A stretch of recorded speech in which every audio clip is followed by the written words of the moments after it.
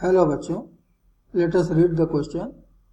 A conducting circular loop of radius r carries a constant current I. It is placed in a uniform magnetic field B0 such that B0 is perpendicular to the plane of the loop. Find the magnetic force acting on the loop. यहाँ question के पीछे जो की concept है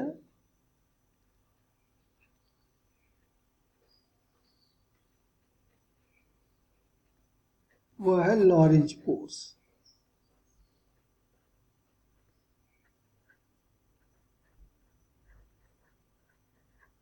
ये Lorentz force के ऊपर question है। तो हमने आर रेडियस का एक सर्कुलर लूप जिसमें करंट फ्लो हो रहा है आई, एक यूनिफॉर्म मैग्नेटिक फील्ड B0 में इस तरह से रखा है कि मैग्नेटिक फील्ड लूप के सरफेस के ठीक परपेंडिकुलर है और जैसे कि फिगर में शो हो रहा है ये इनटू द प्लेन है। हम अपने लूप पर एक छोटा सा एलिमेंट ले रहे हैं जिसकी लेंथ है dl।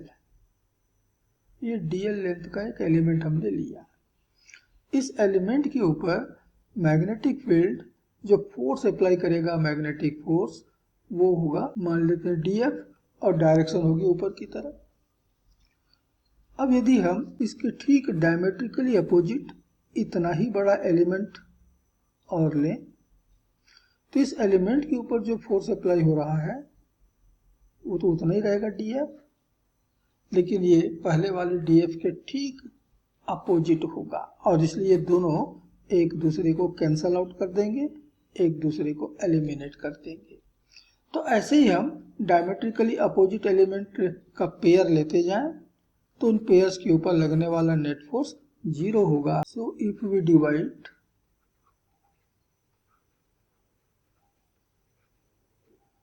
The loop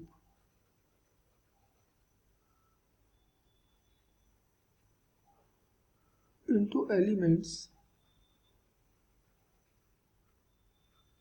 of equal length,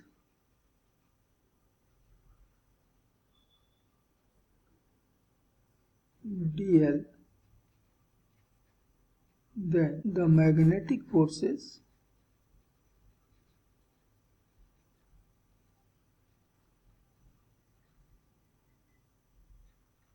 applied on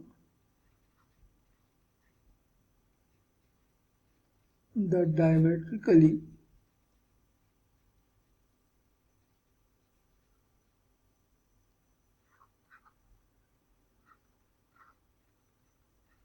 opposite elements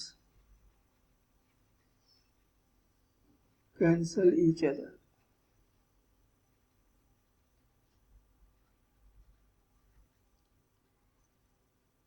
and therefore net magnetic force